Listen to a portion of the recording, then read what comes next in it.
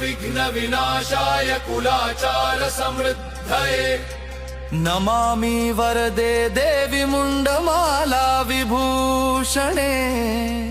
रक्तधारा समाकीर्णे कलकंची विभूषिते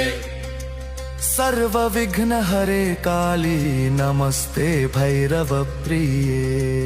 नमस्ते दक्षिणामूर्ते काली त्रिपुरभैरवी